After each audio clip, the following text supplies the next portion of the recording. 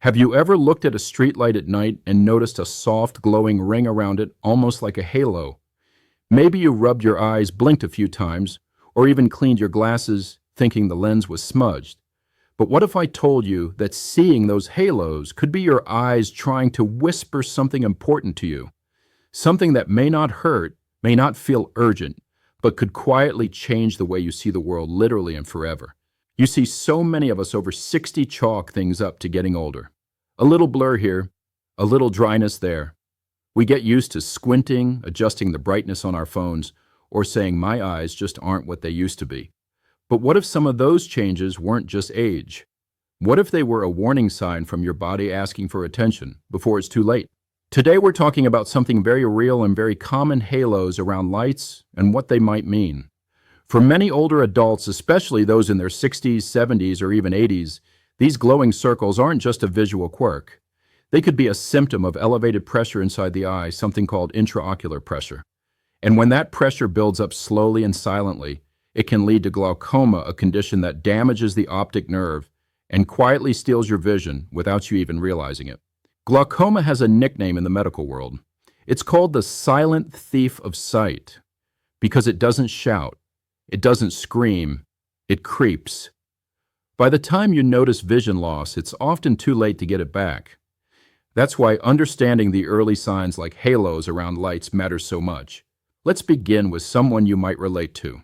Her name is Dorothy. She's 74 years old, widowed, and has always been fiercely independent.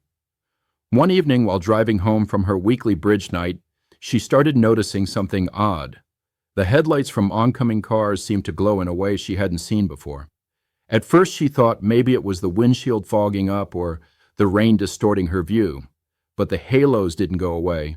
They were there even when she was stopped, even when her glasses were spotless. Dorothy mentioned it to her daughter the next morning, who gently encouraged her to see an eye doctor. A few tests later, the diagnosis came: high intraocular pressure and early signs of open-angle glaucoma. She was shocked. Her vision seemed fine. No pain, no blurriness, no drama. Just those halos. That's the trickiest part of glaucoma. You often don't know it's there until it's advanced. The fluid inside your eye, called aqueous humor, normally flows in and out to keep pressure balanced. But as we age, those drainage channels can become less efficient, like a clogged pipe. When fluid builds up and doesn't drain properly, pressure rises, slowly, silently, and steadily. And that pressure begins to push against your optic nerve, damaging it bit by bit. For some, like Dorothy, halos are the first nudge. For others, it might be mild headaches around the eyes or the need for brighter lights to read. But here's the truth. If you see halos, especially around lights at night, it's not something to brush off or wait and see. It's something to check. There's also another form of glaucoma called angle closure glaucoma that's more sudden and intense. With that, halos can come with nausea, eye pain, blurred vision, and even vomiting. That kind is an emergency. But the one most people over 60 get, open-angle glaucoma, is slow and sneaky, and halos might be the only clue for years. Now let me introduce you to Harold, a retired electrician who always prided himself on having perfect 20/20 vision. He hadn't seen an eye doctor in over a decade because, in his words, why fix what isn't broken? But he started noticing something curious. He had trouble seeing in dim light. He'd bump into chairs at night or miss the first step coming down from the porch. The kicker, he noticed soft halos around the kitchen lights when making his morning coffee. His wife finally convinced him to go for an exam. When they tested his field of vision, the peripheral edges were already compromised. He had no idea. His central vision was crystal clear, but the sides slowly vanishing. That's another trick glaucoma plays. It doesn't hit your center. It takes away the edges first. By the time you notice the missing corners, it's deep in progress. But the good news is this. If caught early, glaucoma can often be managed. You might not be able to reverse damage, but you can stop it from getting worse. And all it takes is a quick eye pressure test. No pain, no needles, just a simple puff of air or gentle touch to measure the pressure inside your eye. Easy, fast, and life-changing. So if you've noticed halos or feel like your night vision isn't what it used to be, or if it's been years since your last eye exam, now's the time. Don't let something preventable quietly take away the richness of what you see. Every sunrise, every grandchild's smile, every moment matters. And your vision is worth protecting. If this is resonating with you, I'd love for you to comment with your age or where you're watching from. It's wonderful to know we are on this journey together. The stories you share often help others feel less alone, and I read every word with care. Let's keep going because there's something else that's just as important, how your lifestyle choices might be making things better or worse without you even knowing it. Now that we've opened the door to how halos around lights might be trying to tell us something, let's talk about the subtle ways our daily habits can either protect our vision or slowly invite more damage. What most people don't realize is that your eyes are not just little cameras in your head. They are alive, responsive, and deeply connected to the health of your entire body. And just like your heart or your bones, they thrive when treated with care and consistency. One of the most overlooked factors in eye pressure is hydration. Yes, water. Something so simple, so ordinary, yet so powerful. When your body is dehydrated, even mildly, it affects the flow of fluids in your eyes. Remember that fluid we talked about earlier, the aqueous humor. Its balance depends on your body's overall hydration. If you're constantly running low on water, your eyes can become dry, strained, and less efficient at regulating pressure. Take Mr. Ron, for instance. He's 68 lives alone and drinks about 2 cups of coffee a day followed by maybe a soda with lunch. Water. Not so much. He started noticing some strain in his eyes around mid-afternoon and saw occasional halos when walking the dog at dusk. When his eye doctor suggested drinking more water, Ron was skeptical, but he gave it a shot. Over the next few weeks, he added 3 glasses of water to his daily routine.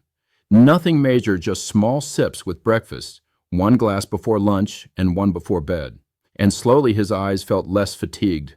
The halos became less frequent. His next eye pressure reading even dropped slightly. Hydration might seem basic, but for older adults, it's foundational. Our bodies retain less water as we age. The sensation of thirst fades, but our organs, including our eyes, still need that moisture to function properly. Now let's shift to something that hides in plain sight: your medications. Did you know that certain drugs, even ones prescribed for completely unrelated issues, can affect your eye pressure? Steroids, for example, are a common culprit. They're often used to treat inflammation, arthritis, or even allergies. But taken over time, they can increase pressure in the eye and raise your risk for glaucoma. Susan, age 71, learned this the hard way. She had been taking steroid eye drops for months after a bout of chronic dry eye. They helped, no doubt about that. But no one warned her to monitor her intraocular pressure. When she went in for a routine check, her eye pressure had shot up. Thankfully, it was caught just in time. Her doctor adjusted her treatment and added daily pressure-reducing drops to bring things back into balance. She now checks her eye pressure regularly and has become a quiet advocate for asking more questions at the pharmacy counter. So if you're taking medications for other conditions, especially long-term ones, it's worth having a conversation with your doctor or pharmacist. Not in fear, but in awareness. Ask if any of your medications have side effects related to eye pressure or vision changes. Knowledge is not just power. In this case, it's protection. Now let's talk about stress. Not the kind you feel for a few minutes when you're stuck in traffic.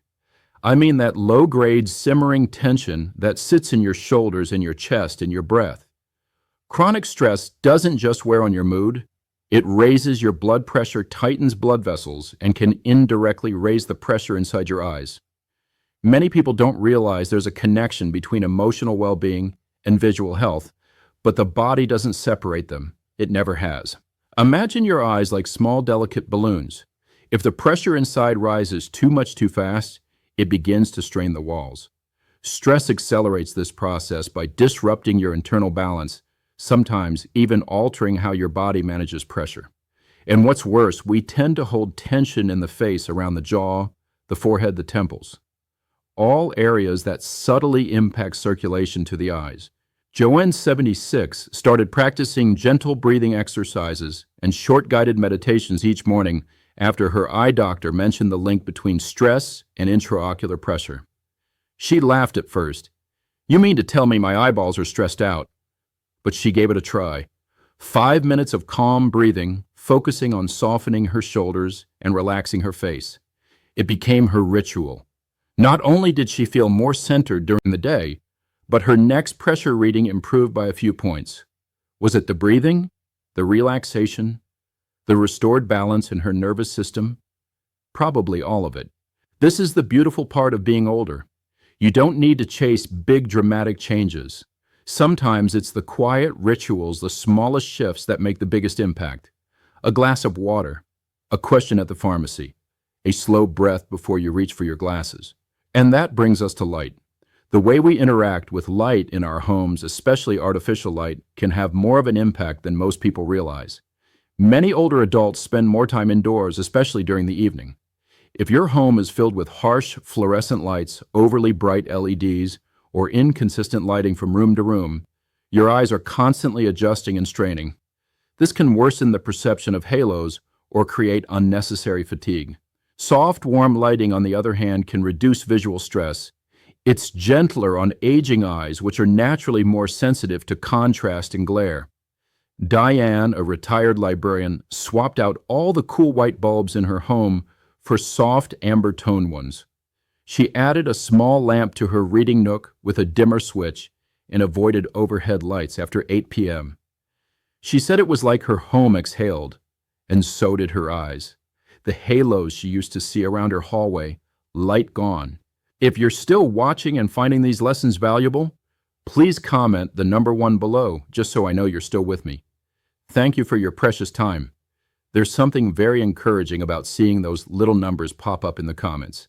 It reminds me we're not walking this path alone, and we're not done yet, because the next insight we need to look at might surprise you. It has to do with something many people enjoy, first thing in the morning, every single day.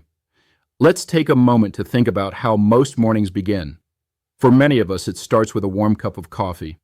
That familiar scent, the steam rising, the way it gently nudges the day awake. Coffee is a comfort, a routine, even a tiny joy. But here's what most people don't know.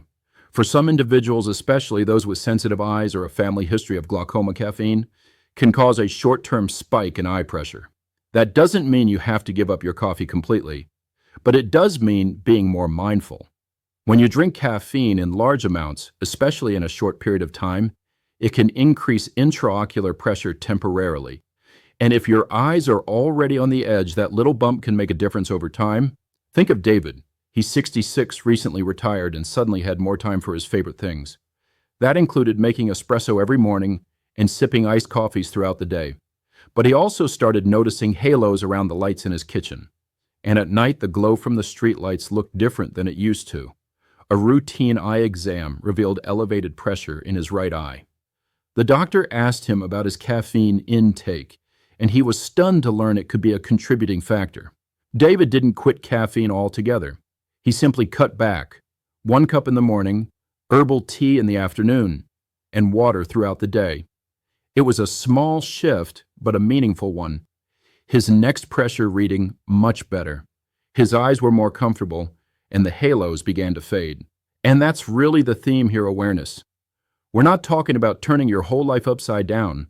We're talking about noticing, listening, taking the little signs seriously instead of brushing them aside.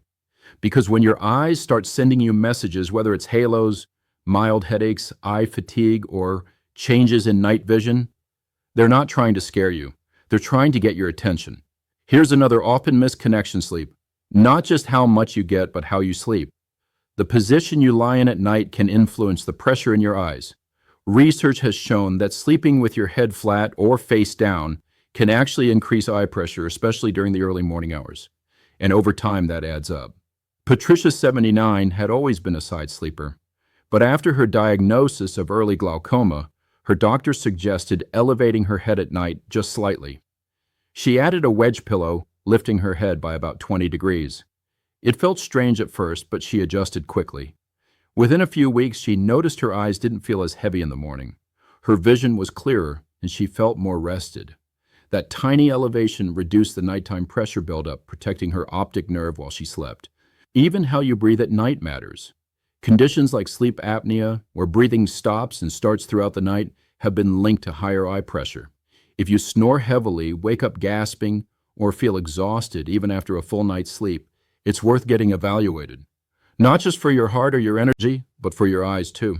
And let's not forget the power of movement. Exercise, when done regularly and gently, has been shown to reduce intraocular pressure. You don't need to run marathons. A 30-minute walk, a few stretches, some Tai Chi in the garden, these small actions improve circulation, balance fluid levels in the body, and help your eyes regulate pressure more naturally. Take Lena, for example. She's 83, uses a walker, and thought her days of exercise were behind her.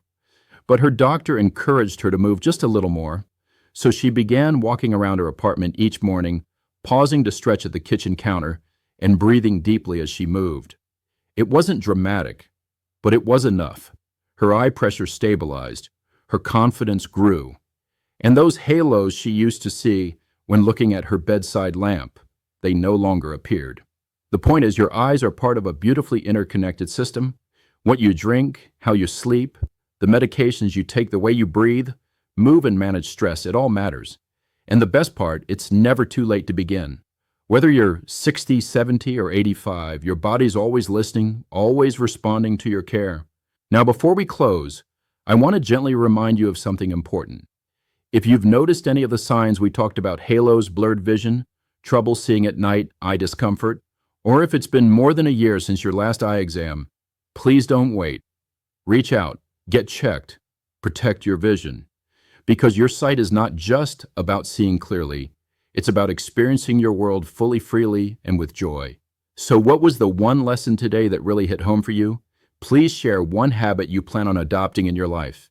Whether it's drinking more water, raising your head while sleeping, or cutting back on caffeine, I'd love to know what you're taking from this time together. And if you found this video helpful, please give it a thumbs up and subscribe to the channel. It helps more people find this kind of gentle, empowering information, and it helps us continue building a community of care and awareness. Here's to protecting your beautiful vision, to staying curious and empowered, and to living with clarity inside and out.